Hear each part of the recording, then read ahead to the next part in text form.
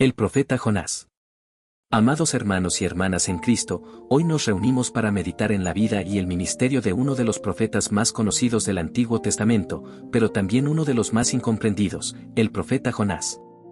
Su historia no solo es una narración antigua, sino una poderosa enseñanza espiritual para todos nosotros, porque revela la misericordia de Dios, la dureza del corazón humano y la amplitud del amor divino que trasciende fronteras, culturas y prejuicios. Jonás es un espejo en el que cada uno de nosotros puede verse reflejado, ya que muestra lo que significa luchar con la voluntad de Dios, intentar huir de su llamado y, al mismo tiempo, experimentar la gracia restauradora de nuestro Padre Celestial.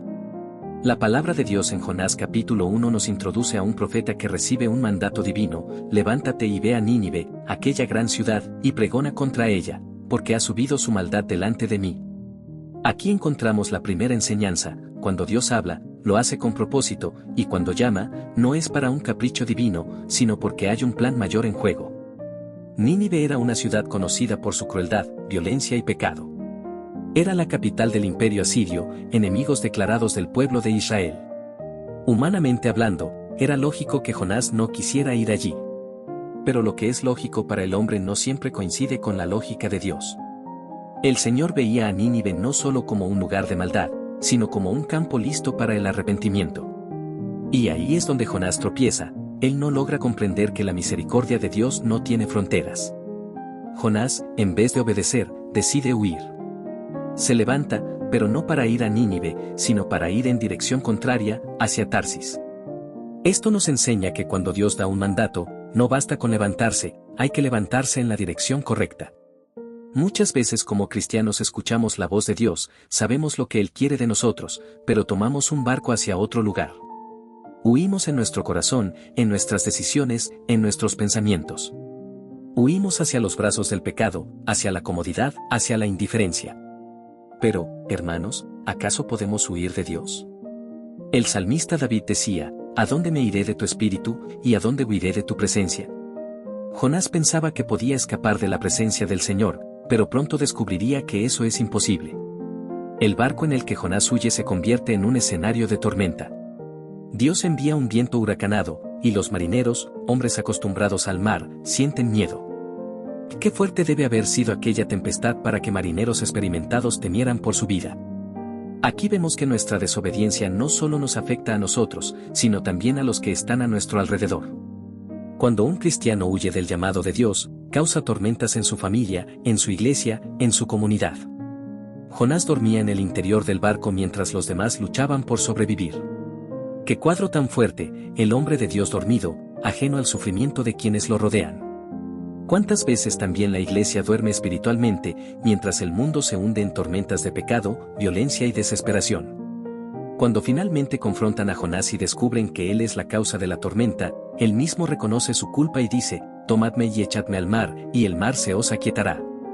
Jonás no pide misericordia en ese momento, simplemente acepta su responsabilidad. Los marineros, con temor, lo echan al mar, y la tormenta se calma. Qué impresionante, aún en la desobediencia de Jonás, Dios se glorifica, porque los marineros reconocen al Señor y ofrecen sacrificios. Aquí aprendemos que la soberanía de Dios no depende de nuestra obediencia, Él cumple su plan a pesar de nosotros. Pero la historia no termina ahí. Dios prepara un gran pez para que se trague a Jonás, y durante 3 días y 3 noches el profeta permanece en su vientre. Este pasaje es clave, porque más adelante Jesús mismo lo toma como señal, porque como estuvo Jonás en el vientre del gran pez 3 días y 3 noches, así estará el Hijo del Hombre en el corazón de la tierra. Jonás se convierte en una figura profética de Cristo, mostrando que la muerte y la resurrección son el centro del plan de salvación. Lo que para Jonás fue un tiempo de disciplina, para Jesús fue un tiempo de redención. Dentro del pez, Jonás ora. En el capítulo 2 leemos una oración que no es de un hombre rebelde, sino de alguien quebrantado. Reconoce la mano de Dios, clama desde lo profundo y alaba al Señor. Aquí hay otra lección: Dios utiliza momentos de oscuridad, de encierro, de desesperación, para quebrantar nuestro orgullo y llevarnos a la oración. Tal vez te sientes como en el vientre de un pez, rodeado de tinieblas, sin salida aparente. Pero allí es donde tu oración puede subir al trono de Dios, y allí es donde Él muestra su poder. Jonás termina su oración diciendo, la salvación es de Jehová. Esa es la gran verdad de toda la Biblia. Ningún hombre, ninguna nación, ningún esfuerzo humano puede salvarse a sí mismo. Solo Dios salva. El pez vomita a Jonás en tierra firme, y una vez más Dios le habla, levántate y ve a Nínive. La segunda vez Jonás obedece. Esto nos muestra la paciencia de Dios. Él no cambia de plan porque nosotros desobedecemos, Él sigue insistiendo. Qué maravilloso es saber que nuestro fracaso no cancela el llamado de Dios. Jonás va a Nínive y predica un mensaje simple, de aquí a 40 días Nínive será destruida. No fue un sermón adornado, no fue una elocuencia impresionante. Fue un mensaje directo, y sin embargo, produjo un avivamiento en la ciudad. Desde el rey hasta el pueblo, desde los nobles hasta los más humildes, todos se humillaron, ayunaron y buscaron a Dios. La misericordia divina se derramó, y la ciudad fue perdonada. Aquí surge el contraste más grande, mientras que Nínive se arrepiente, Jonás se enoja. Se sienta fuera de la ciudad y se molesta porque Dios mostró misericordia. Este es el corazón humano expuesto, queremos misericordia para nosotros, pero juicio para los demás. Jonás prefería ver destrucción en lugar de arrepentimiento. ¿Cuántas veces también nosotros somos así? Nos cuesta aceptar que Dios puede perdonar al pecador más vil, al enemigo más cruel, al que nosotros jamás perdonaríamos. Pero el amor de Dios es más grande que nuestra amargura, más amplio que nuestros prejuicios. Dios, con paciencia, le da una lección a Jonás a través de la planta que le da sombra y luego se seca. Así le muestra que si Jonás podía compadecerse de una planta que no sembró ni cuidó, cuanto más debía Dios compadecerse de miles de personas que no sabían distinguir entre su derecha y su izquierda. Esa es la enseñanza final del libro, el corazón de Dios arde de compasión por las almas perdidas. Hermanos, el libro de Jonás no termina con un final cerrado. Nos deja con una pregunta abierta, ¿aceptarás la misericordia de Dios o seguirás luchando contra ella? ¿Te alegrarás por el arrepentimiento de los pecadores o seguirás deseando venganza? La historia de Jonás es nuestra historia. Muchas veces huimos, muchas veces dormimos, muchas veces nos enojamos con el plan de Dios. Pero Él sigue siendo paciente, sigue llamando, sigue usando nuestras vidas para mostrar su amor.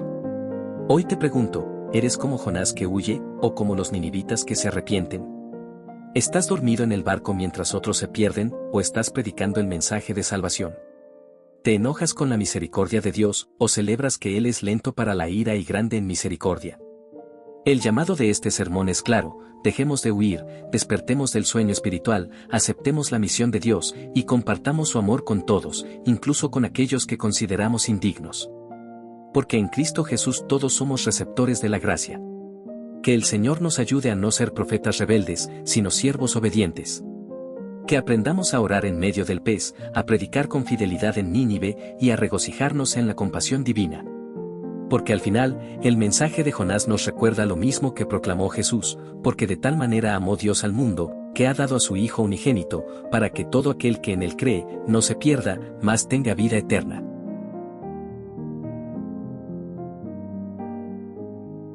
Oración. Amado Padre Celestial, Dios de misericordia y de gracia, hoy me acerco a tu presencia con un corazón humillado, reconociendo que muchas veces he sido como Jonás, huyendo de tu voz, buscando caminos contrarios a los que tú me indicas y pretendiendo esconderme de tu mirada. Pero hoy me postro ante ti para decirte, no quiero huir más, no quiero dormir en medio de la tormenta mientras el mundo clama por salvación. Quiero escucharte, obedecerte y caminar en el propósito eterno que has trazado para mi vida.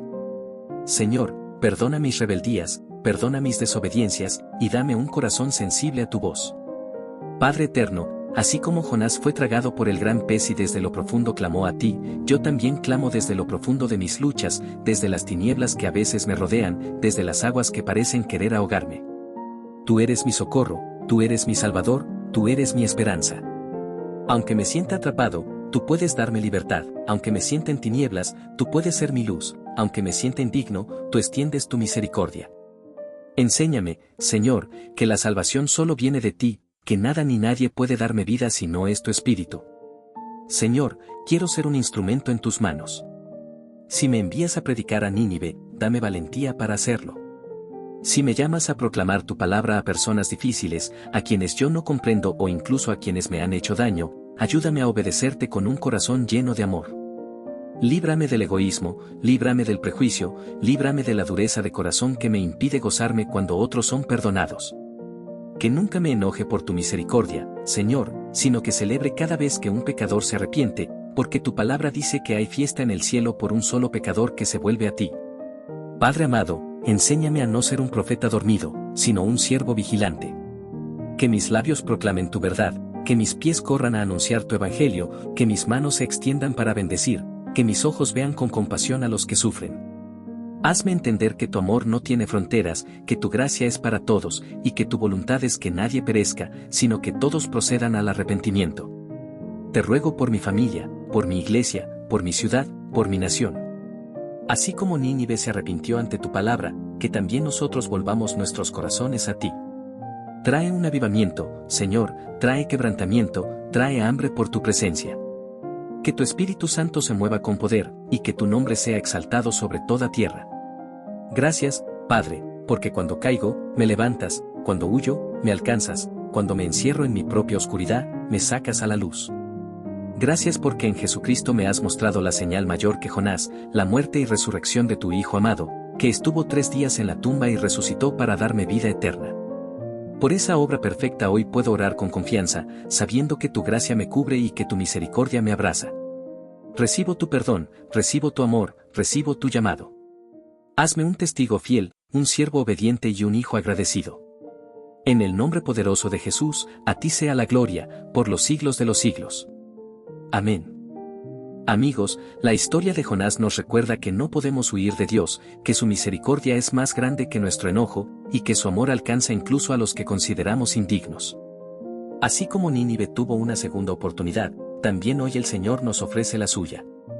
La pregunta es, ¿vamos a obedecer su llamado o vamos a seguir huyendo? Si este mensaje tocó tu corazón, te invito a suscribirte, dejar tu comentario y compartirlo para que más personas conozcan la misericordia de Dios. Y recuerda, la salvación es de Jehová. Nos vemos en el próximo video, que el Señor te bendiga.